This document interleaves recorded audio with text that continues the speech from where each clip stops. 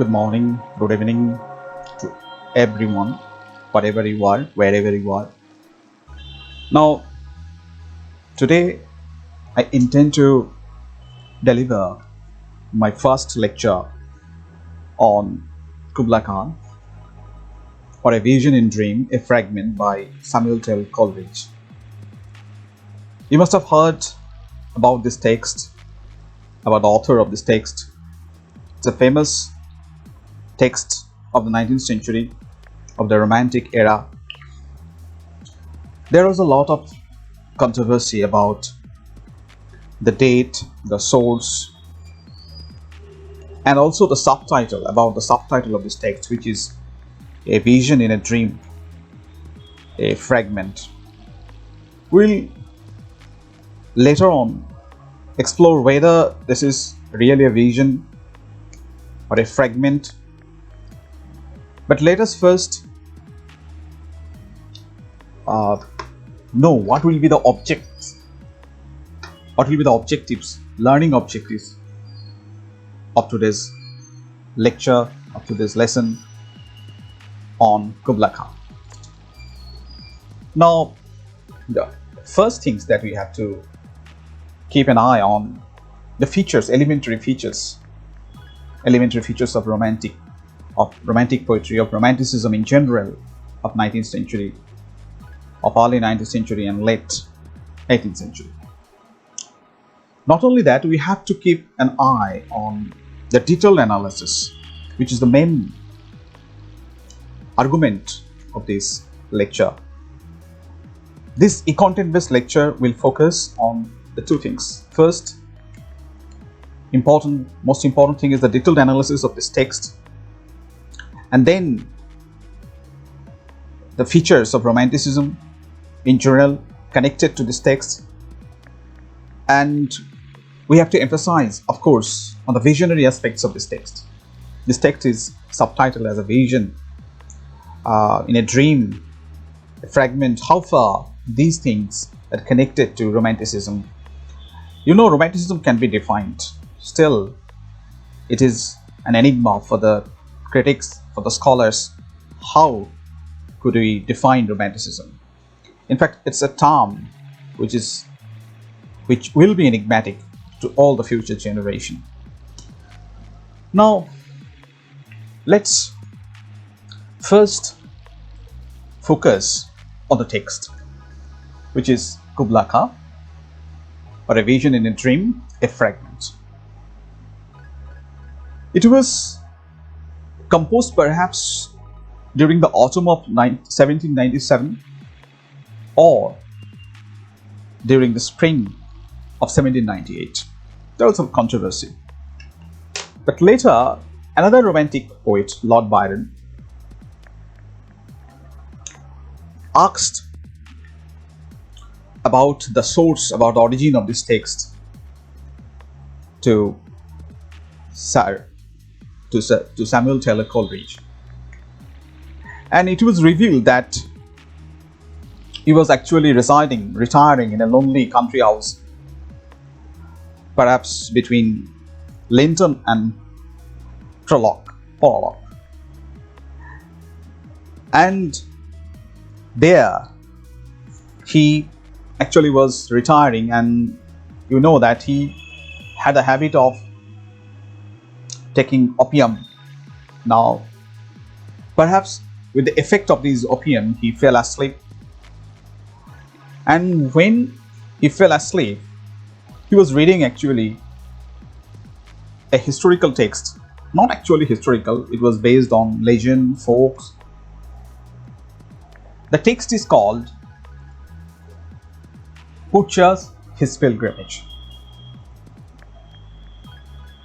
Now, this travel account is actually a travel account of different lands, including Asian places, Asian countries, and it also contains folks, legends, myths about Asian empires, including the Mongol Empire of China, modern-day China.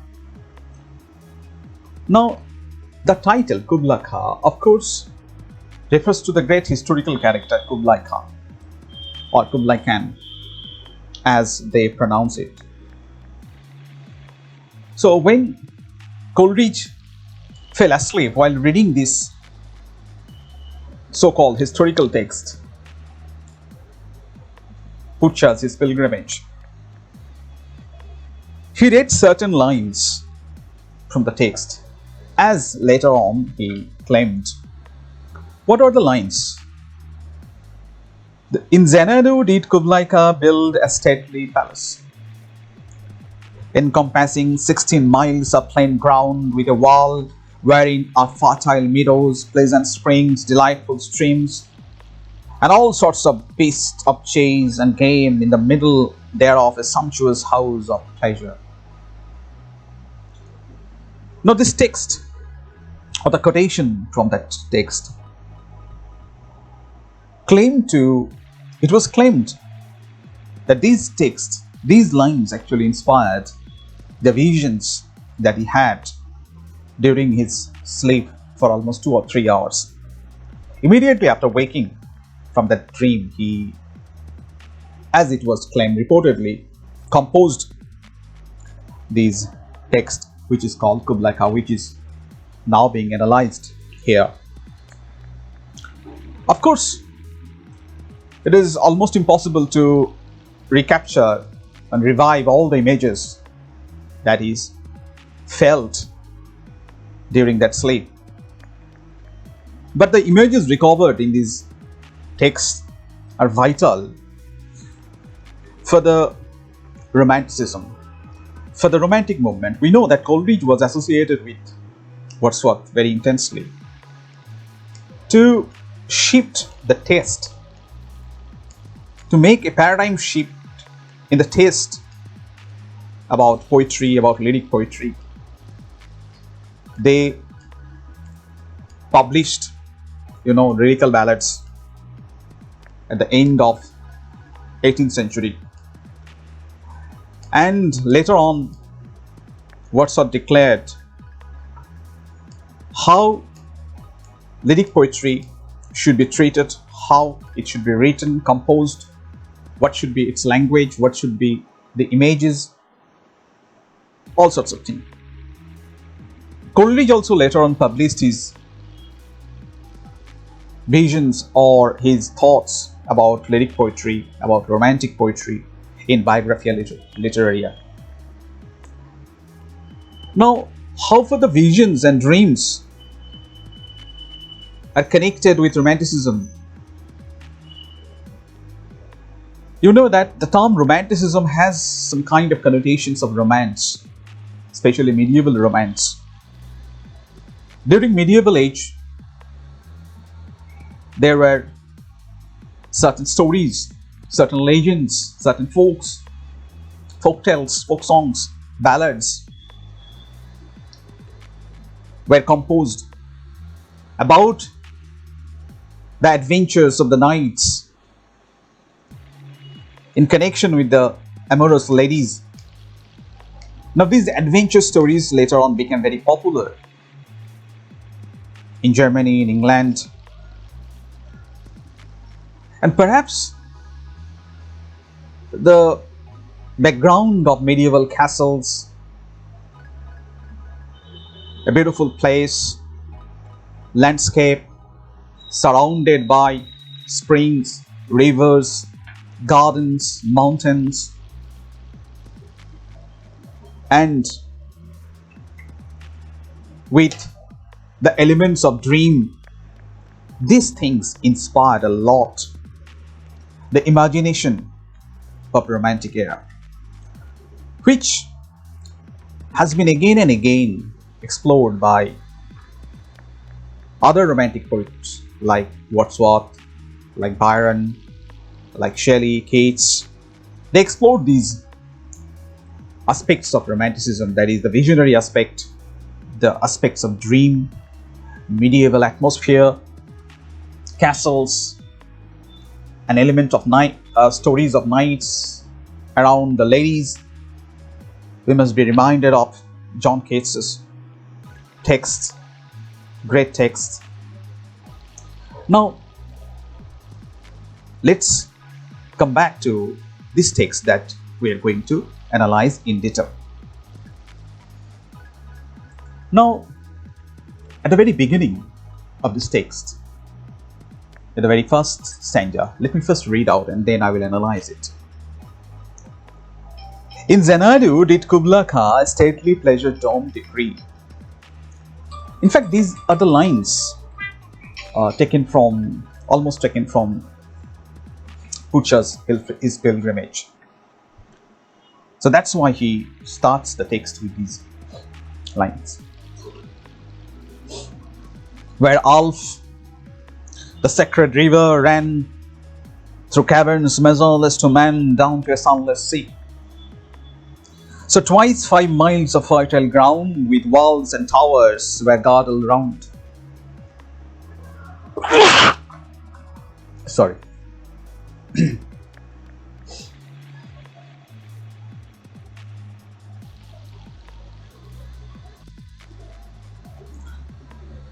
These lines actually recapture and revive the images that he felt during his sleep, the so-called sleep, as it was later on claimed.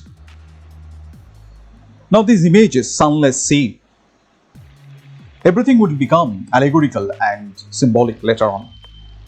But we have to first interpret the whole text. So there is a river. Now this river, Alf,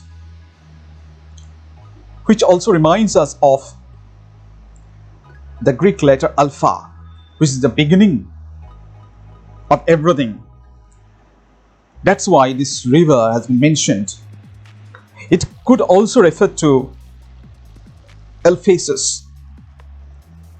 Now, this Greek reference, this Greek allusion, combines the effect of Oriental and Occidental.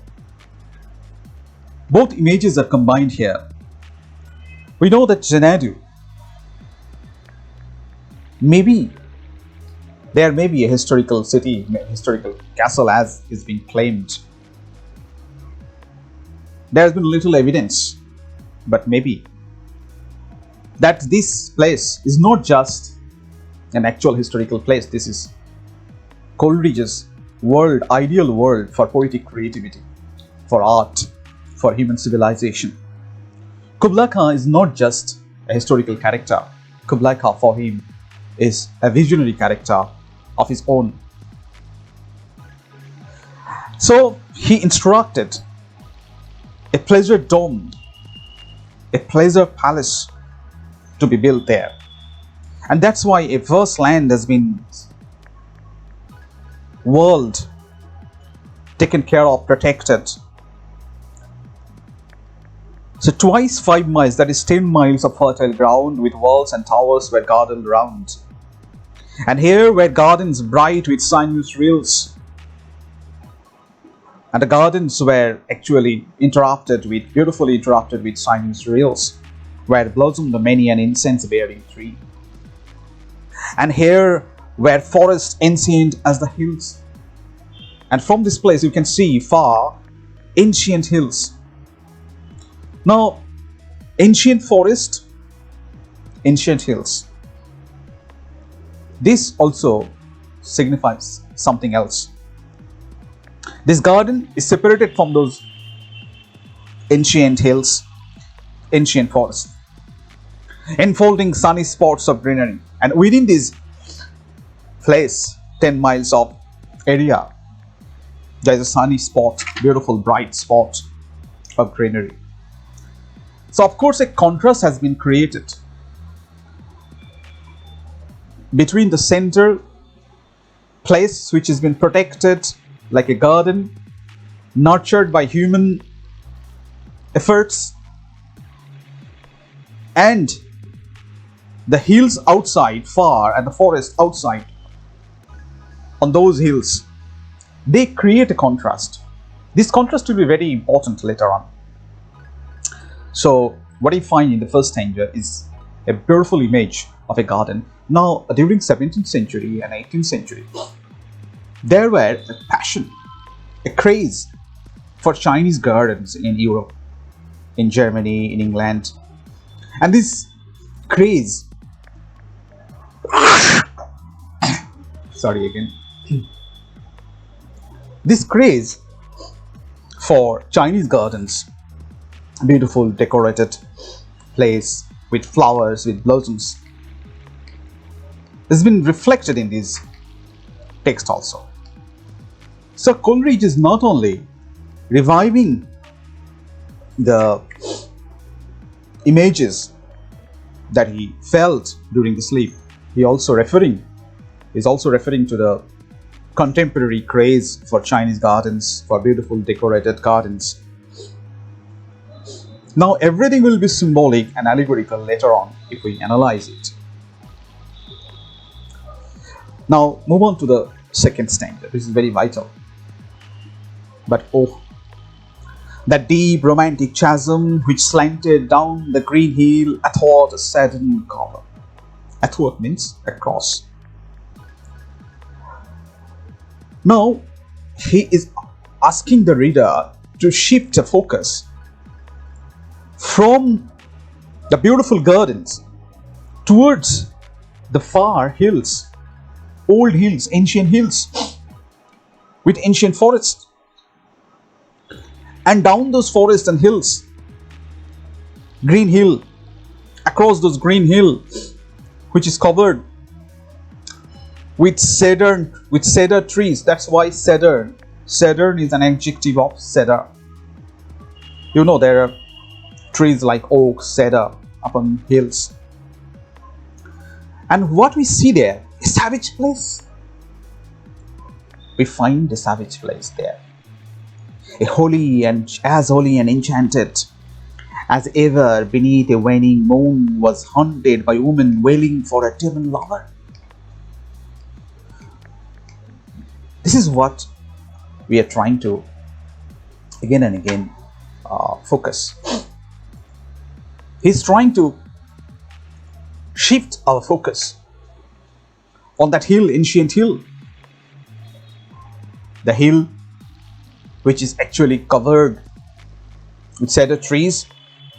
And he reminds us of the medieval ballads, the stories of haunted place, the stories of haunted mountains, haunted forests.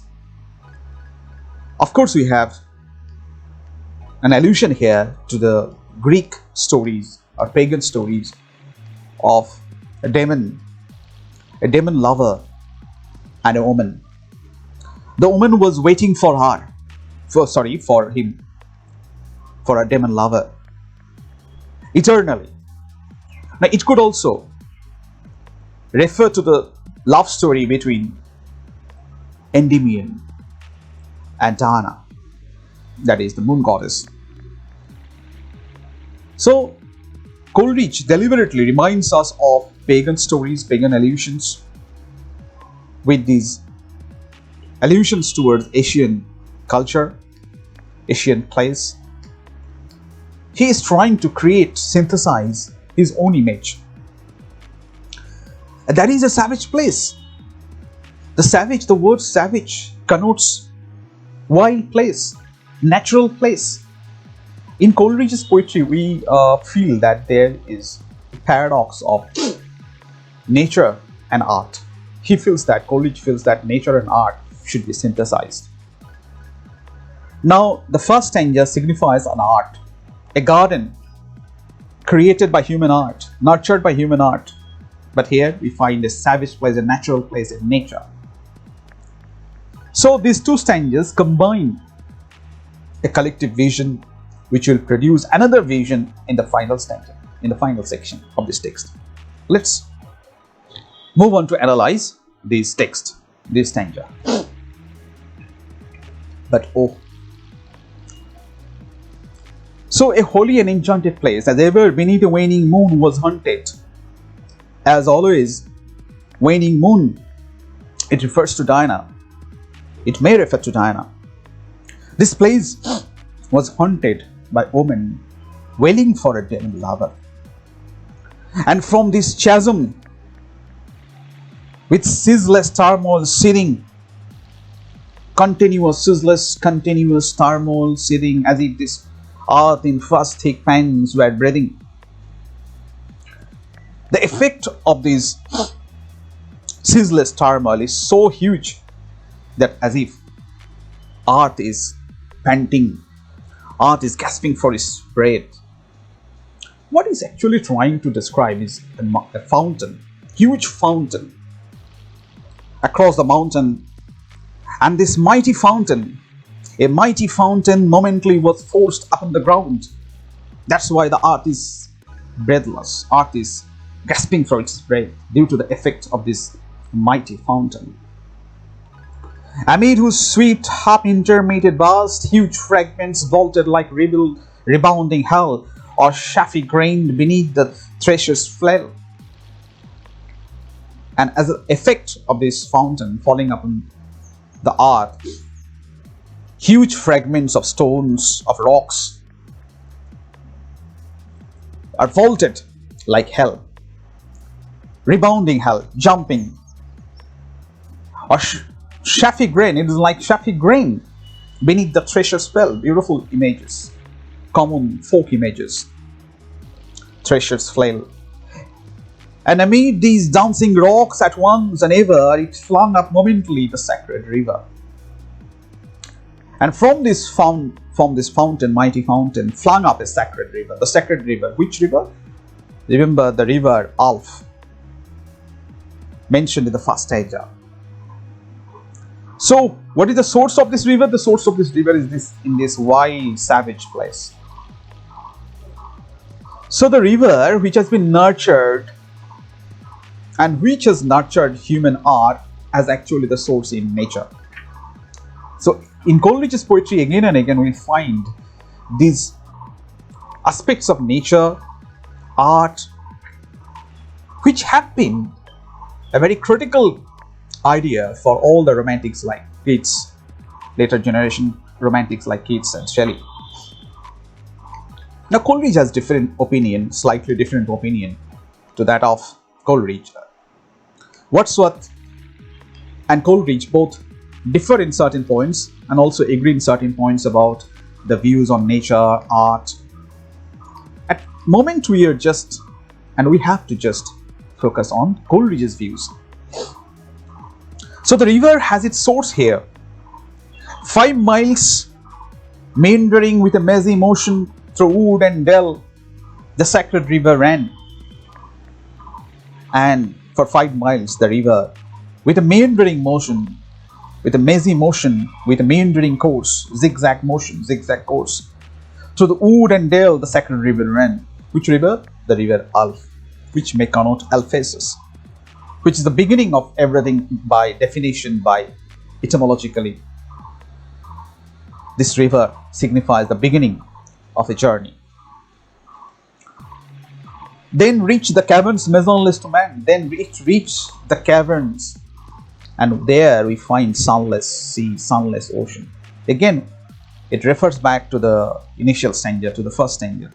There we find another phrase, sunless sea. It is connected with this caverns measureless to man. Now this ocean, we know that river runs towards ocean. River, fountain is the beginning and ocean is the end of the river.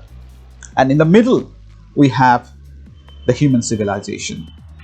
Of those 10 miles of fertile ground, nurtured, ordered and decreed perhaps by Kubla Khan. So Kubla Khan, we find, is just a symbolic character here of Coleridge's own creation. He is not a historical persona. He is not just a historical character here. Then reach the caverns measureless to man, and if the ocean signifies death, we know death is measureless to man, and sank in tumult to a lifeless ocean. As what has been mentioned, this ocean symbolizes death. That's why it is called lifeless ocean. And amid this tumult, Kubla heard from far. And amid this noise created by the fountain, Kubla heard from far ancestral voices professing war. This is perhaps the first or the second historical reference. We know that Kubla Khan inherits Mongol Empire. He also is the famous inheritor of Genghis Khan's dynasty. Now this Genghis Khan was a fearsome ruler who expanded his Mongol Empire, his kingdom, through violence, through death, destruction, bloodshed across Asia, from east to west. Now what will Kubla do? That was the question. And in his vision, Coleridge feels that Kubla must have been confused with a dilemma to which direction he should proceed, to violence or to art. So we are in a critical moment, as Kubla Khan was in a critical moment. He has to decide what he should do to go on with the legacy of violence, war. So that's why he heard that ancestral voice declaring war, that he can't avoid war because it is in his blood. But what we find, Kubla also built a beautiful garden, a beautiful place, a beautiful pleasure palace of 10 miles ground, fertile ground. So it also shows his love and fascination for art. So these first two stanzas are a paradox. It constitutes a paradox of violence and art, nature versus art, a paradox of death and life, a paradox of human art versus nature. Now, in my next lecture, we'll discuss on the final section of this text, which is very vital, because these two images, these two clusters of rather images constitute and contribute towards the final image that Coleridge describes. And we will discuss whether this should be treated as really a vision or a fragment or just a complete romantic text. We'll see it later on. So wait for my next lecture. So thanks a lot for being patient. And before I finish, I have to refer to certain feedback questions and suggestions for you, and also references for you. You can go to these links and reference books to explore more about this text. And I have these questions for you, suggestions for you. You can ponder on these questions, but before that, we have to finish also the second part of the text. Okay, thanks for watching and listening.